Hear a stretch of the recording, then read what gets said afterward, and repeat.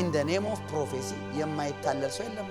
ብዙ ሰው ነው የሚታለል። ይሄንን ባልናገር ለኔ ጥሩ አይደለም። in the name of prophecy ሰዎችን የሚያታልሉ ሰዎች አሉ።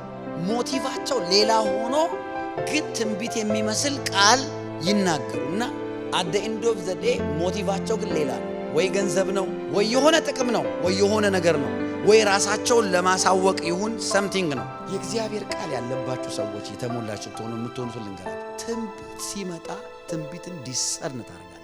you will not just accept prophecy። ምክንያቱም መጽሐፍ ሲናገር ትንቢትን ምን አድርጉ ይላል? ጌታ ይባርካችሁ። መርምሩ።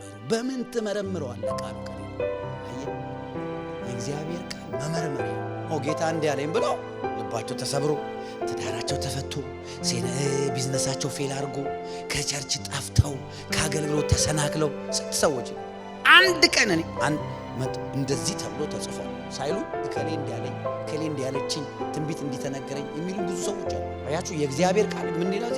ይመረምራል። ምን ይመረምራል? የሰውን ልብ፣ ስሜትን፣ ሐሳብን ይመረምራል።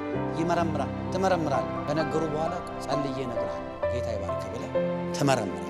ይሄ መመርመር የምንችለው ግን ቃሉ ሲኖረን ነው። የእግዚአብሔር ቃል ይቆጣጠረናል። የእግዚአብሔር ቃል አይን አለው፣ ያያል፣ ይመረምራል፣ ሐሳብን ያውቃል፣ ስለታም ነው፣ ይቆርጣል። ሰርጀሪ ማሽን ነው። ከውስጣችን ያለውን በሽታ በቃሉ ያወጣል። ኢየሱስ ለዛ ነው መጽሐፍ ሲናገር ኢየሱስ በአፉ ቃል አጋንንቶችን አስወጣል፣ በአፉ ቃል በሽተኞችን ፈወሰ። በአፉ ቃል ቃሉ ሰይፍ ነው፣ በሁለት በኩል ከተሳለ ሰይፍ ይልቅ ነው። የእግዚአብሔርን ቃል ውደዱ።